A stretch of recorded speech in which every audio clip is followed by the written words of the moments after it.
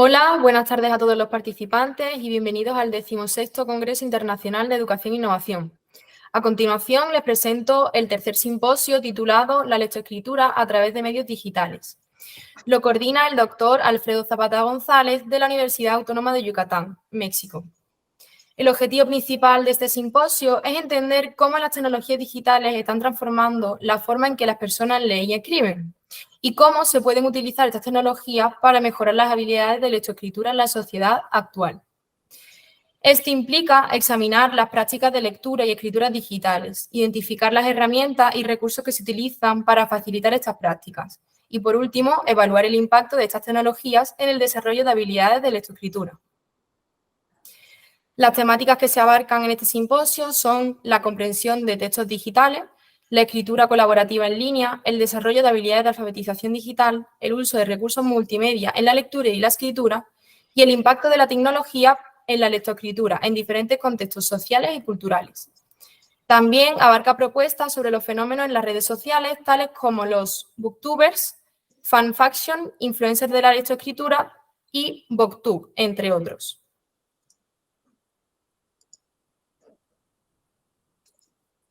Hola, ¿qué tal? Muy buen día a todos, buenas tardes, dependiendo de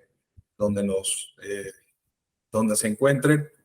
Y bueno, vamos a iniciar esta sesión son 4 trabajos que se están desarrollando en el marco de esta temática que consideramos que es muy importante y con todo esta avalancha de herramientas de inteligencia artificial que se están generando ahora, bueno, pues viene muy ad hoc esta temática, ¿no? Iniciaremos con pues, un trabajo que está desarrollando Alicia Gómez, quien es estudiante del doctorado en Ciencias Sociales de aquí de la Universidad Autónoma de Yucatán. Posteriormente continuaremos con el trabajo de Ríger Castillo, que esta es la temática de la memoria, de la práctica profesional que está desarrollando en el máster en innovación educativa. Víctor Kamal nos va a presentar un trabajo ya finalizado de la especialización en docencia que desarrolló hace unos meses. Y finalmente, bueno, presentaré este trabajo que pues es un análisis de las herramientas que hoy en día hay, algunas de ellas que hay para el desarrollo de la lectoescritura a través de inteligencia artificial. Bien, sin más preámbulos, vamos a comenzar con la presentación de Alicia. Adelante, Alicia. Muchas gracias, doctor Alfredo, y a todos los organizadores de este congreso. Me da mucho gusto estar con ustedes el día de hoy para presentarles este trabajo. Si podemos pasar a la diapositiva inicial. En este trabajo estamos viendo una pequeña parte de un trabajo mucho mayor que analiza las razones que tienen los profesores para leer y también las dificultades al acercarse a la lectura. Este trabajo es un acercamiento al profesorado del Colegio de Bachilleres del estado de Yucatán en México. Bien, continuando con el trabajo, este trabajo forma parte de un proyecto mucho mayor titulado Modelo de Activación Lectora para la Inclusión Social de Jóvenes de Bachillerato, que se está realizando dentro de la Universidad Autónoma de Yucatán en unión a otras importantes instituciones educativas y que tienen este apoyo desde la institución CONACYT. Es importante que cuando nosotros trabajamos sobre la lectura, a cualquier profesor o a cualquier persona que le preguntemos si leer es importante, muy probablemente la respuesta será que sí. Aunado a esto, cuando le preguntamos por qué leer es importante, podremos tener diferentes respuestas de acuerdo al contexto de las personas, de acuerdo a sus principales gustos y demás formas y estilos de vida. Si nos ponemos a checar un poco la historia del libro y de la lectura, la tecnología nos ha permitido que cada vez tengamos un mayor acceso a ellas. Desde que la imprenta moderna puso en el imaginario colectivo la forma de lo que es un libro, se ha tenido un gran valor para este. En nuestra actualidad, ya no solamente tenemos el libro en su versión impresa, sino que también estamos hablando de libros electrónicos y nuevos formatos que aparecen en Internet. Y con ello nos enfrentamos a un choque cultural entre los adultos que crecieron valorando el libro impreso y los jóvenes que ahora valoran el libro electrónico o los textos y nuevos formatos electrónicos. Cuando nosotros hablamos de leer o de la lectura, en la escuela se busca que desarrollemos las competencias relacionadas con esta, porque necesitamos o requerimos que nuestros jóvenes desarrollen estas competencias. Vamos a la siguiente, por favor. El desarrollo de estas competencias relacionadas con la lectura buscan que no terminemos siendo analfabetos funcionales, un concepto que indica que nuestros jóvenes o los estudiantes hacen uso de la lectura y de la escritura solamente con una utilidad, ya sea el aprobar una asignatura, un examen, pero no tienen realmente esta relación con el texto, incluso puede haber un rechazo, no desarrollan las habilidades para aplicar lo leído a sus vidas. Pero la mayoría de los textos, de las investigaciones, se enfocan o tienen el muestreo hacia los estudiantes y nos olvidamos un poco de los profesores que ya están trabajando con estos chicos y conocer cuál es su realidad, cuál es la realidad de los profesores en cuanto a la lectura. Debido a esto, en el proyecto que se está realizando en la universidad, se realizó una encuesta para los profesores y también para los estudiantes. Pero el día de hoy vamos a trabajar un poco solamente con la enfocada a los profesores. La encuesta se tituló Hábitos lectores en el profesorado del Colegio de Bachilleres de Yucatán. Esta encuesta nos da resultados bastante interesantes, dentro de los cuales 115 hombres y 112 mujeres, todos profesores del Colegio de Bachilleres de Yucatán, nos respondieron diferentes cuestiones relacionadas a cómo leen, dónde leen, por qué leen, etc. Entre los datos demográficos podemos notar que la mayoría de los profesores en nuestros planteles de Cobay tienen entre 41 y 45 años. Son profesores que vivieron este cambio de lo analógico a lo digital, que tuvieron que aprender sobre la marcha y que el 70% de ellos, teniendo solamente el grado de licenciatura, aprendieron sobre la tecnología en un tiempo en el que tal vez no era tan importante como lo es ahora. Por eso, dentro de las preguntas que se realizaron en la encuesta, también hay algunas que son de tipo abierto, en el cual se buscaba que los profesores pudieran responder, pudieran darnos datos con sus propias palabras al respecto de su relación con la lectura. Estas respuestas se analizaron a través del software MaxQDA, versión 2022, y se estuvieron formando algunos organizadores gráficos para poder hacer la comparativa. Vamos a ver solamente 4 de estas preguntas, las que tuvieron relación entre sí. Vamos con el primer par de preguntas, que son las siguientes. Se le preguntó a los profesores que explicaran cuáles son las lecturas que realiza por gusto o necesidad y cuáles son las razones que tiene para leer. Dentro de todas las respuestas obtenidas textuales, se encuentran 3 que son las que tienen coincidencia en ambas preguntas. La primera, y que gana con mayor porcentaje, es la de informarse o actualizarse. Los profesores tienen este sentido utilitario hacia la lectura. También el trabajo o estudio, poder realizar sus labores docentes. Y la tercera, aunque no es la más frecuente en la cuestión cuantitativa, en las preguntas cuantitativas, en las preguntas abiertas sí tuvo un lugar y una coincidencia, que es la religión y la Biblia. Estos profesores gustan y leen sobre su espiritualidad. Las otras dos preguntas que tienen coincidencias tienen que ver, ahora sí, con cuestiones de participación en Internet o utilizar dispositivos digitales para realizar actividades relacionadas a la lectura. Se les pregunta a los profesores por qué ellos no realizarían actividades en Internet, como dejar sus comentarios, una síntesis, una crítica a lo leído, y también se les preguntó cuáles son sus dificultades para leer.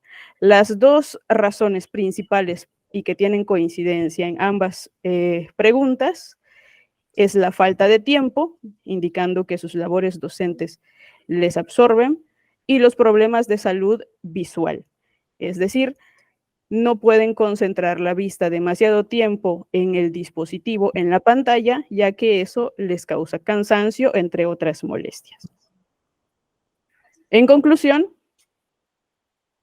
o algunas de las conclusiones que tenemos de estos materiales obtenidos, podemos decir que los profesores conciben la lectura desde un aspecto utilitario, buscan un sentido de función, de un beneficio a través de la lectura, y no consideran importante la lectura social.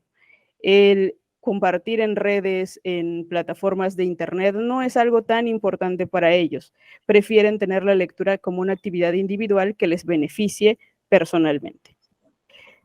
Tenemos que tomar en cuenta que estos datos serían mucho más enriquecedores a futuro si los comparamos también con los resultados que se obtienen de la encuesta hacia los estudiantes, para saber si existe entre estas dos generaciones tan separadas por los años, las razones de lectura similar o son completamente opuestos. Pero esto será un trabajo a futuro en el cual se tendrá esta comparación. Y es todo por ahora. Muchas gracias por su atención en este pequeño trabajo. Muchas gracias, Alicia, por la presentación. Vamos a continuar con el trabajo de Rieger, el cual trata sobre medios digitales y la lectoescritura en personas ciegas, un avance significativo hacia la inclusión. Adelante, Rieger. Muy buenos días. En esta presentación pues les voy a compartir lo que es una reflexión acerca de cómo los medios digitales han impactado a que las personas con algún tipo de necesidad educativa especial puedan incorporarse al aula y mejorar lo que es su vida social y personal. En este caso, pues partimos de 3 puntos importantes para el desarrollo de esta presentación: la importancia, los retos que viven actualmente y los medios digitales. Sobre la importancia se menciona que la lectoescritura es una habilidad fundamental para que las personas puedan acceder a la información y la educación. Sin embargo, no es tan fácil. Hay retos que están presentes. Hay autores que mencionan que los retos entre principales son los recursos limitados que existen y las herramientas que permitan la inclusión de ciertas personas con algún tipo de necesidad. Para ello se buscan alternativas que puedan ayudar a minimizar esas brechas que existen. En este caso, actualmente lo que existe es los recursos tecnológicos. Vamos a ver más adelante qué se ha implementado y hacia dónde va esta innovación.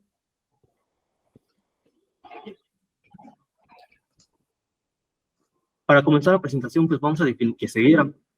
La Secretaría de Educación Básica define la ceguera como una deficiencia sensorial relacionada con ausencia de visión. Esta puede ser parcial o total. Entre otras barreras en el aprendizaje que se encuentran, mencionan ciertos autores que las barreras no están limitadas únicamente a la persona como tal, debido a su condición, ya que esas personas pueden aprender con normalidad, pueden generar conocimiento, pueden desarrollarse con total plenitud. Las limitantes se encuentran en el entorno social, familiar, comunidad o escuela donde viven, ya que no están preparados para poder solventar esas necesidades que requieren, pues, las personas con algún tipo de condición.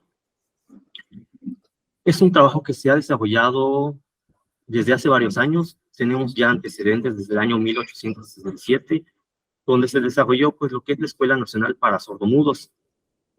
Posteriormente, en el año 1870, se desarrolla lo que es la Escuela Nacional para Ciegos. Más adelante, en los primeros centros de rehabilitación, y posteriormente se comienzan a proponer formas para que se pueda llevar lo que es la lectoescritura. Observamos que ha habido un cambio, tanto en la forma de cómo se nombran a las personas y cómo se va incorporando a la sociedad. Hablamos de en un primer momento, un lenguaje un poquito sordomudo, lo mencionan que es inadecuado. Posteriormente se fue adecuando según, pues, las nuevas demandas sociales. Pasamos luego a lo que es la incorporación de otras necesidades educativas, como son la ceguera, la discapacidad motriz, y así sucesivamente.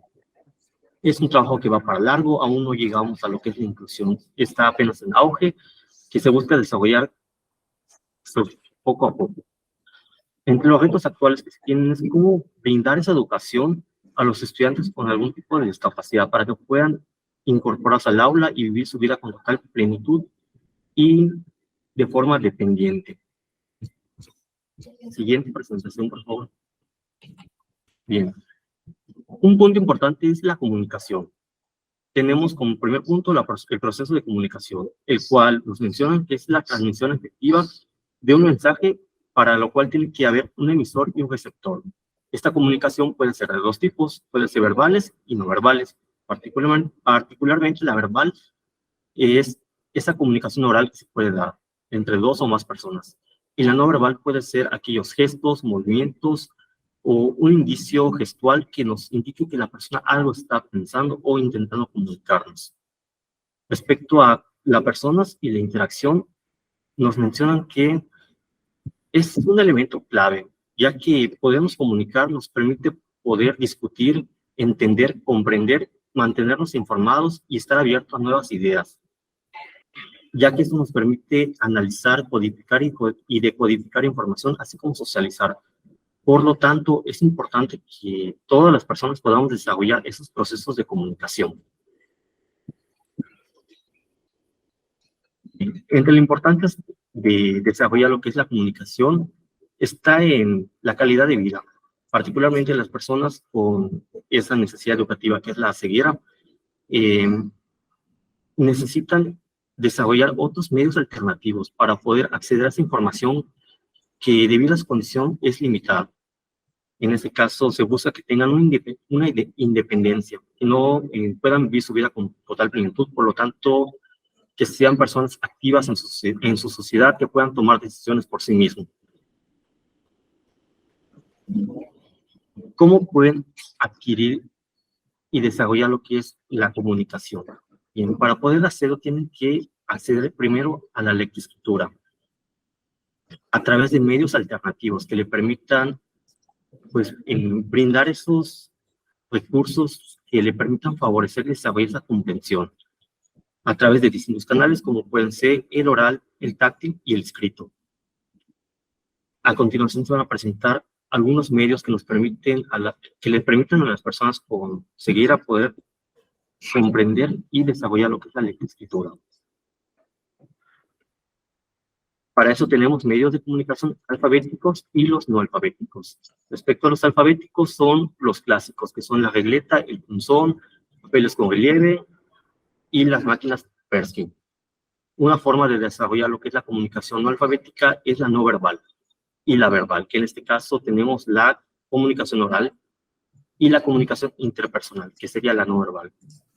Estos autores, Manzanera y Mendoza, mencionan que Particularmente la comunicación no alfabética presenta ciertas dificultades a las personas con ceguera, ya que les cuesta externar y comunicar lo que ellos piensan. En este caso, debido a las limitantes que hay, pueden comunicarse a lo mejor de forma escrita, pero a lo mejor la persona a la que intenta comunicarse no tiene ese conocimiento necesario para poder entender lo que te estoy comunicando. Y ahí sí comienzan a haber brechas entre qué se comunica y qué se está entendiendo.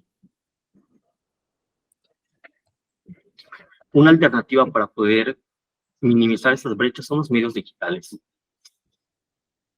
Particularmente tenemos que el proceso de inclusión a las personas se ha desarrollado a lo largo de la historia, como ya vimos anteriormente, a través de las escuelas que se han incorporado, las adaptaciones que se han hecho. Iniciamos con el sistema Braille, fue uno de los primeros métodos que se desarrollaron para poder desarrollar lo que es la comunicación. Después siguió la máquina Perskin, la regla y el punzón. Actualmente contamos con teclados en Braille y métodos alternativos como son audiolibros, software, dispositivos móviles, etc. ¿Qué beneficios tienen estos medios digitales? Los sistemas de entrada a voz han facilitado lo que es la lectura a personas ciegas. Los programas de reconocimiento de voz y de editores de texto permiten lo que es escribir con mayor eficacia y velocidad. Los medios digitales han mejorado lo que es los materiales educativos. Encontramos materiales educativos diversos ahora, tanto digitales y físicos, que les permiten acceder a esta información, lo cual se relaciona con el amplio catálogo de libros que tenemos actualmente traducidos a Braille. Incluso los digitales que ya cuentan con esa parte auditiva. Incluso las plataformas de aprendizaje permiten lo que es la inclusión.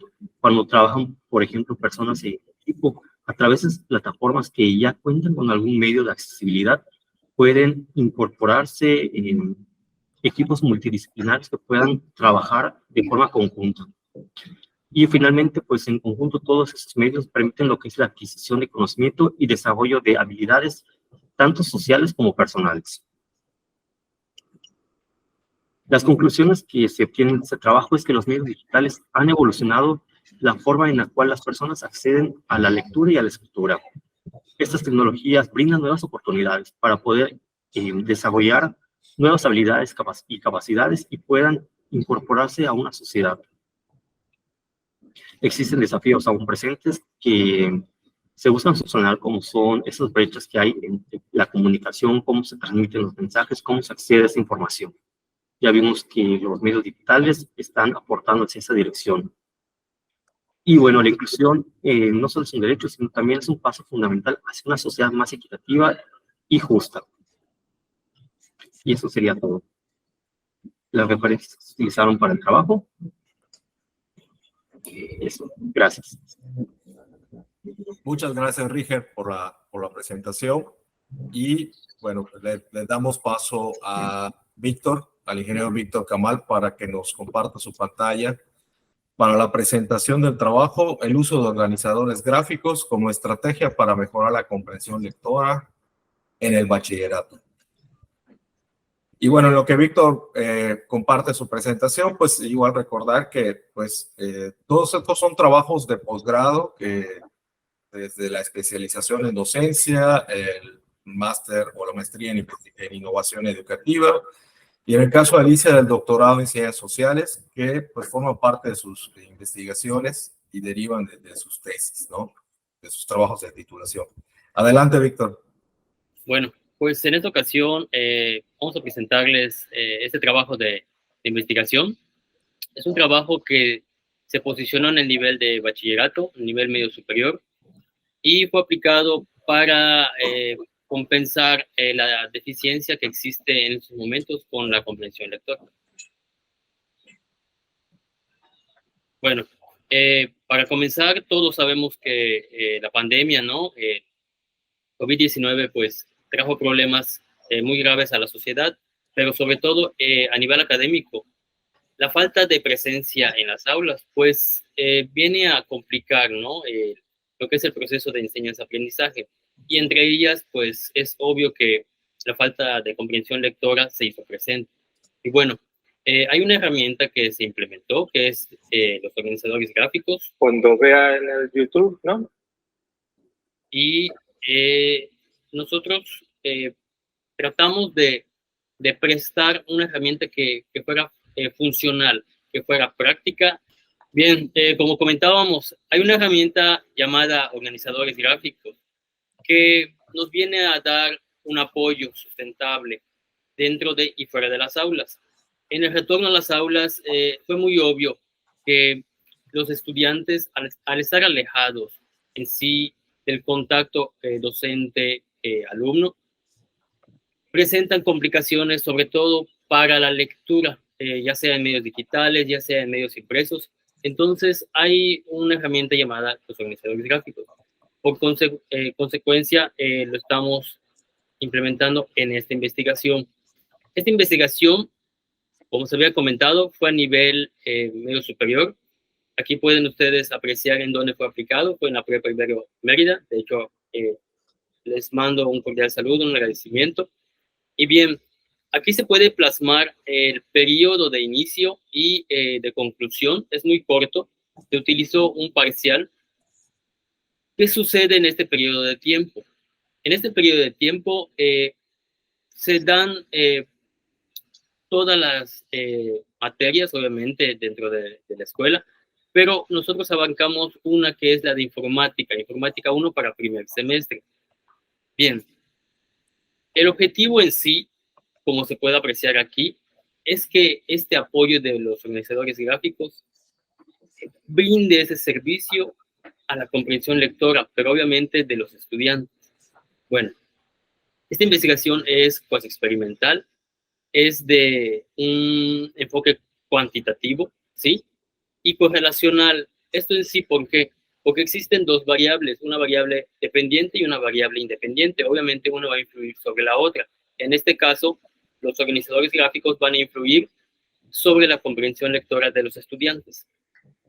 Bueno, analizando grandes rasgos lo que se aprecia en pantalla, en este gráfico, donde aparecen etapas que van desde la 0 hasta la 4, son 5 etapas. Inicia el 29 de agosto, ¿sí? Es el inicio del ciclo escolar. En la etapa 1 concluye el primer parcial. ¿Qué es esto? Entre este periodo de etapa 0 y etapa 1 se dan todos los temas del parcial. Por ende, en la etapa 2, como se puede apreciar, se aplica un pequeño examen. Este examen o evaluación fue llamado pretest, ¿sí? Bueno, se obtuvieron resultados, más adelante los vamos a compartir, pero hay una intervención que se hace de 2 semanas, prácticamente 10 días. Si son observadores, se puede visualizar que va del 4 al 14 de octubre, o sea, son 5 días por semana, ¿ok?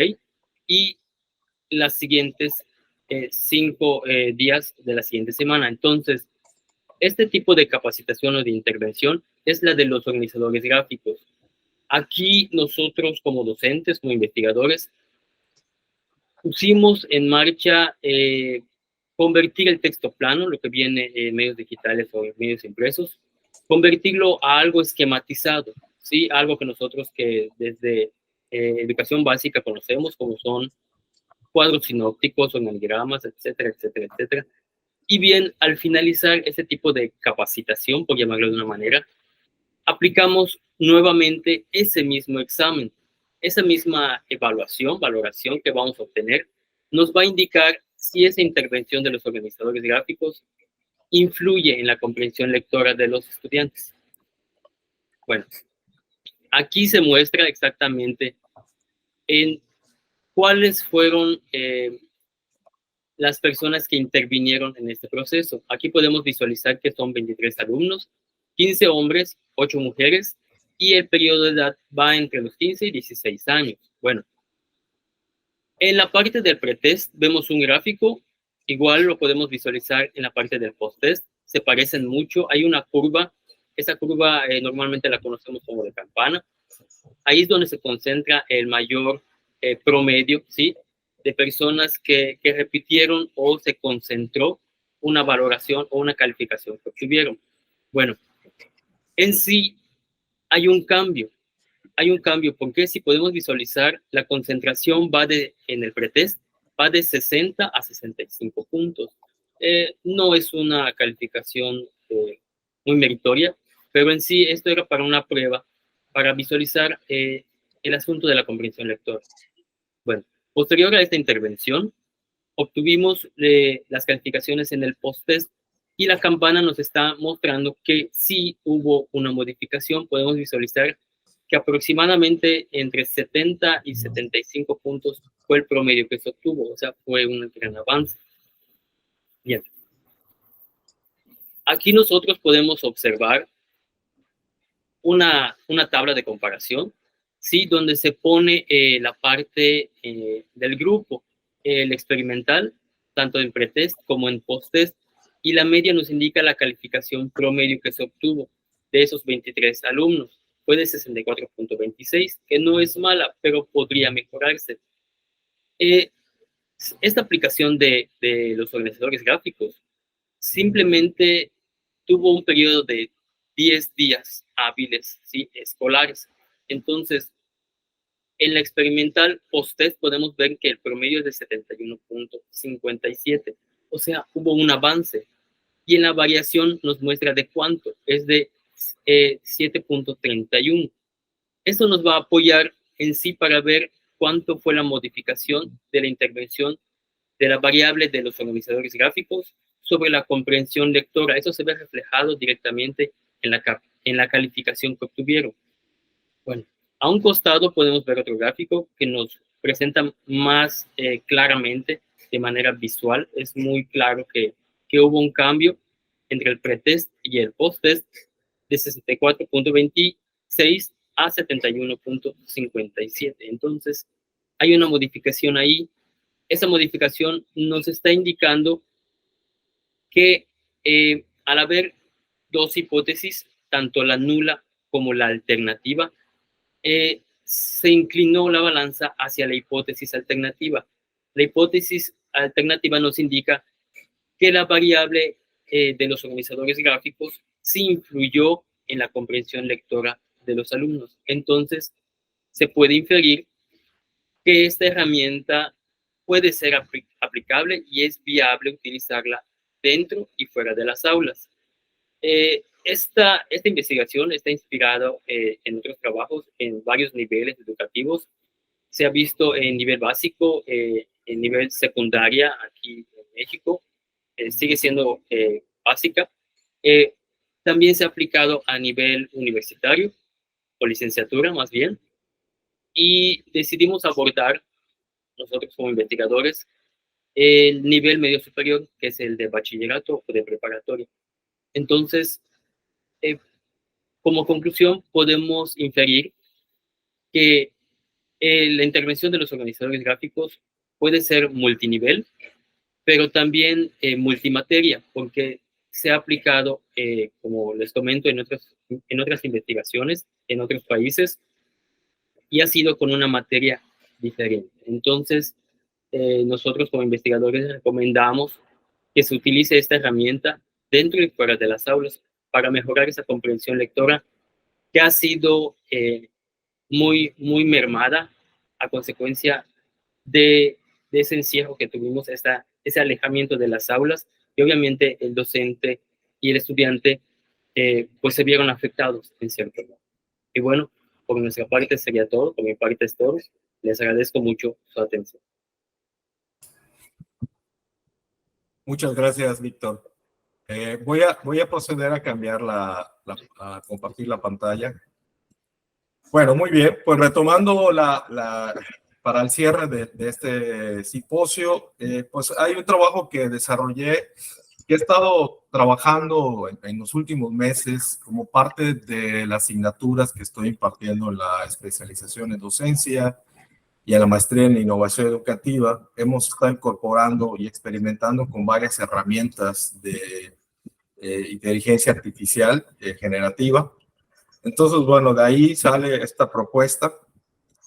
Pues recordando que primero que la lectoescritura pues es una habilidad de los humanos que nos permite comunicarnos para expresar nuestras ideas, acceder al conocimiento Y en el medio académico, pues es la forma como divulgamos nuestros resultados y nos permite mostrar lo que desarrollamos, ¿no? A la comunidad científica, ¿no? Y al público en general también, a través de actividades de divulgación, ¿no? Y bueno, pero ¿qué pasó de un año para acá? El concepto de inteligencia artificial generativa, que ya llevaba algunos años trabajando, que esta es un área que deriva, es un área de la inteligencia artificial que deriva del procesamiento del lenguaje natural, pues tuvo un boom, una explosión de servicios, donde ChatGPT y BART pues son las, pues como lo más visible, pero hay una gran cantidad de herramientas que se están generando hoy en día. Incluso el reto es poderlas ir probando, experimentando con ellas e ir pues detectando qué sí me puede funcionar, en mi caso, para pues actividades tanto de docencia como de investigación, ¿no? Por lo tanto, bueno, hoy en día pues tenemos una buena cantidad de herramientas y la idea de esta ponencia es que, de este capítulo, pues es dar como un resumen, en particular para esta actividad de la lectura y la escritura, ¿no? Algunos beneficios, vamos a empezar con algunos beneficios que pueden proporcionar estas herramientas. Primero, bueno, es muy buena para corregir errores gramaticales, son bastante precisos, porque recordemos que esto parten de análisis de grandes cantidades de datos. Entonces, son modelos que además se van perfeccionando gracias a una técnica que se llama aprendizaje automático, y eso hace que cada vez sean más precisos, ¿no? También pues nos pueden sugerir términos más precisos en nuestra redacción, sinónimos, nos puede proporcionar una retroalimentación sobre el contenido, la estructura del texto. Podríamos usarlo también para automatizar tareas como generación de resúmenes o incluso para la detección de plagio, ¿no? Eso también ya he estado viendo algunos videos ahí de gente que está experimentando. Sobre todo aquí el TikTok está funcionando muy bien como una herramienta para estar más o menos al día con todo lo que sale, porque esto es impresionante cómo semana a semana se va generando información nueva y adelantos que pues antes llevaban años, ¿no? Hoy en día, semana a semana, vas notando cambios. Y pues eso abre toda una gama de posibilidades. Incluso es difícil calcular cómo estaremos dentro de 5 años con respecto a este tema, ¿no? Y bueno, pero bueno, no todos son beneficios, también hay riesgos, hay desafíos que hay que normalizar, hay que regular. Por ejemplo, se pueden heredar sesgos, prejuicios de la información que presentan. También existe la posibilidad de que nos generen textos que carecen coherencia, que contienen errores, es decir, pasa mucho con ChatGPT que muchas veces te dice que no te puede proporcionar las citas, o cuando te las proporciona, estas no existen. Aquí aplica aquel dicho de que lo que no sabe lo inventa, ¿no? Y es por una relación de términos que pues el algoritmo va generando. Entonces, realmente ahí se pierde un poco ese control y por lo tanto hay que estar muy conscientes de lo que nos da, no es algo tallado en piedra, ¿no? Hay que tomarlo con reserva. También tiene mucho riesgo el tema de la privacidad y la seguridad de los datos. Muchas veces se colocan o se comparte información en este tipo de servicios que pues son privados. Eso, todo aquello donde tienes que apuntar un archivo en PDF o en algún otro formato, hay que tener mucho cuidado con lo que se comparte, porque esto se está guardando una copia en alguna parte del mundo, ¿no? De alguna compañía. Y por el uso de herramientas que también pueden conducir a una falta de comprensión real del contenido y sobre todo una pérdida de originalidad en los textos, ¿no? Eso es algo que puede ir afectando a los que nos dedicamos a generar textos, en este caso académicos. Pues tenemos que tener no caer en la tentación de que, bueno, aquí esto me lo va a resolver. Al final, esto pues es algo que tenemos que ir aprendiendo a convivir con este tipo de herramientas, porque es innegable que esto va a formar parte de nuestra vida académica en los próximos años de aquí en adelante. Algunos ejemplos de herramientas para la creación de textos. Bueno, hay una gran cantidad. De hecho, hay sitios que se dedican a tener directorios de acuerdo a la temática. Y bueno, empecé a recurrir a algunos de ellos para poder ir recopilando información. Hay un poco de todo. De hecho, por ejemplo, Neuroflash, Jasper, son servicios completamente de paga, orientados para escritores, sobre todo en el tema para mercadotecnia, para fines de mercadotecnia, para hacer campañas. Todo eso ya, con el pago de esos servicios, uno puede pues ir generando una buena cantidad, tanto de eslogans como logos, conceptos, en fin, es algo que pues está empezando ya a generar muchas empresas de este tipo, ¿no? Sí, sobre todo esta parte yo creo que es importante para que quiera tomar nota. Sobre todo, por ejemplo, yo aquí recomiendo Chat by Copy, que ese es un servicio que tiene una versión gratuita. Son sitios freemium que se llama, ¿no? Te doy algo gratuito, ya si te enganchas, pues bueno, pasa y consideras que vale la pena, pues paga, ¿no? El resto sí tiene unas versiones limitadas o versiones de días de pruebas, ¿no? Estas sí las he usado todas y la verdad es que yo cada vez que las uso, pues voy aprendiendo cosas nuevas. Es como todo, ¿no? Estas herramientas tienen, pues conforme las vas usando y las vas incorporando a tu día a día, pues les vas buscando más beneficios, ¿no? Esto de generar resúmenes o realizar resúmenes de textos, sobre todo para el desarrollo de marcos teóricos, revisiones bibliográficas, revisiones sistemáticas, son herramientas muy, muy interesantes que te permiten extraer información de una manera mucho más rápida de los textos. Obviamente, todo esto pues tiene que ser corroborado, o sea, vamos, aquí todas funcionan a modo de chat. Tienes una ventana chat donde le vas preguntando, les vas haciendo preguntas sobre el documento PDF que subes y a partir de ahí te va generando una serie de respuestas. Entonces, para mí esto pues ha sido una ayuda muy, muy, muy grande para hacer un marco teórico que estoy trabajando ahora. Y también permite pues ahorrar una parte de tiempo, ¿no? Cuando tienes más de 50 artículos por revisar para un marco teórico, pues este tipo de herramientas te acortan tiempos que normalmente son limitados para el desarrollo de estos contenidos, ¿no? Y bueno, ya para concluir, dar un tiempo a ver si hay alguna pregunta, pues simplemente estas herramientas hay que tomarlas con mucha cautela. Esto hay que definitivamente difundirlo con nuestros estudiantes, pero también hay que difundir el uso responsable. El concepto de integridad académica es algo que va a estar presente cada vez con más fuerza. Y pues hay que aprender a convivir con ellas y hay que aprender a sacarle mayor provecho a estas herramientas, ¿no? Para evitar pues estas malas prácticas que pues suelen aparecer con este tipo de tecnologías que siempre tienen un lado A y un lado B, ¿no? Y bueno, por mi parte sería todo. Yo creo que podemos pasar ya a una sección de preguntas. Pues nada, mira, estoy viendo algo, pregunta, ventajas de uso de Google Docs.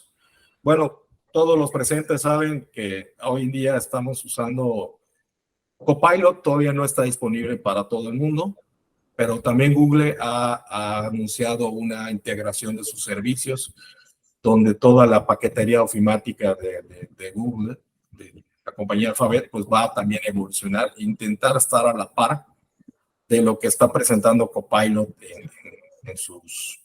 para próximamente. Entonces, también eso va a cambiar mucho la forma de cómo desarrollar textos a través de la nube. Va a estar mucho más integrado todo, va a estar conectado con los correos electrónicos y también tendremos, por ejemplo, la función de Excel, pues a través del lenguaje natural para poder generarse gráficas, lo cual pues es una maravilla. ahí también piensas qué pasa si hay personas, si un chico, por ejemplo, no ha pasado por pues, hacerlo de modo artesanal, por ejemplo, ¿no? Este es un debate muy similar cuando entró la calculadora a las aulas, ¿no? Es ese tipo de cosas con las que nos estamos enfrentando. Y es un punto de inflexión que vamos a ver pues muy pronto, pronto los efectos, si no es que ya los estamos viendo, ¿no? Voy a hacer otra pregunta ya para que conteste alguno de los ponentes. Dice, la IA hace que los docentes tengamos que cambiar las estrategias de evaluación y el tipo de tareas para comprobar los resultados de aprendizaje, ¿sí? Por ejemplo, Alicia, tú que trabajaste con profesores de bachillerato, ¿cómo ves este tema de la IA generativa que pues nos va a pegar a todos los profesores independientemente de nivel educativo, ¿no? Sí, definitivamente la inteligencia artificial trae cambios en todos, no solo en los alumnos, también en los docentes. Se tienen que hacer ajustes, pero en la historia de la docencia siempre hemos tenido que hacer ajustes. Siempre que aparece una nueva tecnología, un nuevo dispositivo, se tiene que llevar al aula, buscar la manera de llevarlo al aula para que sea beneficioso y no un perjuicio para el aprendizaje y la enseñanza. En el caso de los profesores, pues creo que el principal recurso que tenemos que trabajar es en nosotros mismos y en el desear actualizarnos, prepararnos cada vez más para que estos cambios podamos afrontarlos y utilizarlos, hablar el mismo lenguaje que los alumnos y que no seamos totalmente exentos a estas innovaciones, que los alumnos las abrazan de manera muy fácil y a nosotros nos cuesta un poco más de dificultad, pero no, hay que perderle el miedo. Perfecto, Alicia. Mira, hay una pregunta que creo que esta para Riger puede ser muy bien, que él tiene estudiantes muy jóvenes. Dice, en cuanto a las herramientas de inteligencia artificial, ¿es bueno hacerles saber a los estudiantes de su existencia para sacar provecho o puede ser negativo para el aprendizaje? ¿Tú qué piensas, Riger? Bueno, en mi caso yo soy profesor de matemáticas y sí me he visto en esa situación. Quizás no con esas herramientas de inteligencia artificial similares, las calculadoras. Las calculadoras donde le tomas foto a tus tareas y enseguida te lo resuelven. Y bueno, los estudiantes siempre están un poquito más adelante que los profesores y se la saben de todas. Entonces, creo que es hacer conciencia en ellos, hacerles ver de que tienen sus beneficios, de que existen, se pueden utilizar, pero con moderación y con conciencia. En mi caso, pues, ¿qué les digo? Trabajo con estudiantes de secundaria y prepa y es, bueno, ya lo usaste, pero intenta entender al menos qué te está dando, analiza la información, no solo la tomes porque sí, sé crítico con lo que estás tomando de esta herramienta. Y creo que así ya va como que la reflexión, en que tenga o desarrollar un juicio crítico en los estudiantes acerca de estas herramientas que se están pues implementando. Perfecto, Riger. Y mira que hay una pregunta que también puede ser para Víctor, que es docente. Dice, los docentes tendremos que cambiar de estrategias de evaluación y comprobar los resultados del aprendizaje. ¿Tú qué piensas, Víctor? Así es, doctor Zapata, pues obviamente hay que cambiar, ¿no?, la manera en que nosotros vamos a generar los juicios valorativos que, pues como docentes tenemos que hacer, hay que hacer ajustes, hay que hacer modificaciones, es obvio. ¿Por qué? Porque los estudiantes, como bien comenta el compañero, siempre van a estar un paso adelante de nosotros. Entonces, nosotros tenemos que encontrar ciertas maneras nuevas, innovadoras, para poder generar juicios valorativos, obviamente. Y entonces, sí, así es, afirmativo, doctor Zapata, así es. Perfecto, doctor. Bueno, y voy a cerrar con una pregunta que, ¿cómo saber si el estudiante está desarrollando competencias de lectura y escritura y no usando IA para desarrollar escritura de los textos? Ahora mismo es complejo. Hay sitios que te permiten, es un poco el juego del gato y el ratón. Así como hay sitios que te generan texto, incluso te permiten reescribir los textos de manera que incluso pasen el Turnitin, pasen la prueba de Turnitin, intentando desafiar a Turnitin. Digo Turnitin por un referente, ¿no? Por buscar un referente en el área. También hay sitios que te detectan los textos si pasado por ChatGPT, ¿no? Entonces es un poco el juego de gato y ratón. En el caso de los sitios que detectan textos, que uno mismo puede, digo, en Google puedes decir sitios web que detectan textos con ChatGPT y van a salir unos cuantos. Seguramente hay unas cuantas notas de periodísticas de tecnología que debe tener un listado. Y varios de ellos son gratuitos. El gran problema viene, por ejemplo, en el tema del idioma. Principalmente son más efectivos en inglés que en español. El otro problema es la limitante en un número de palabras, porque suele tener un número limitado. Claro, ya si vas por un servicio de paga, pues esto pues, mejorará las condiciones, ¿no? Pero es un problema que tenemos actualmente los docentes y tenemos que aprender pues a reestructurar cómo vamos a hacer este tipo de tareas. Por ejemplo, hay que usar mucha creatividad. Por ejemplo, en el caso de ChatGPT, que te puede generar ensayos sobre la temática que tú quieras. A lo mejor ya no le pidas ensayos, ahora pídele pues una tarea que diga, genérame un poema sobre el tema tal o genérame un cuento sobre el tema tal. Vamos, que tengan que usar la creatividad y además muéstrame los prompts. Que vas a generar un prompt, que cuál es el prompt es la instrucción que tú le das a estos servicios como ChatGPT o BART. Y entonces tú vas a calificar los prompts y la respuesta que te da el sistema. Eso te irías ya más sobre eso, ¿no? Eso es por como dar un ejemplo concreto de cómo podemos darle la vuelta, porque esto definitivamente no lo podemos ocultar. Esto es algo que va a avanzar y no tiene sentido pues, prohibirlo, ¿no? Ni hacer como que no existe, ¿no? Bien, yo creo que ya estamos sobre el tiempo, entonces pues cerramos agradeciendo pues a Víctor, Ríger, Alicia, muchas gracias por su participación y bueno, pues seguimos trabajando cada una de nuestras trincheras sobre estos temas. Adelante, Blanca. Muchas gracias por su respuesta y por las preguntas formuladas. Y sin más dilación, nos despedimos recordando que la próxima sesión será mañana a las 9 horas de Yucatán y a las 5 horas de España. Gracias.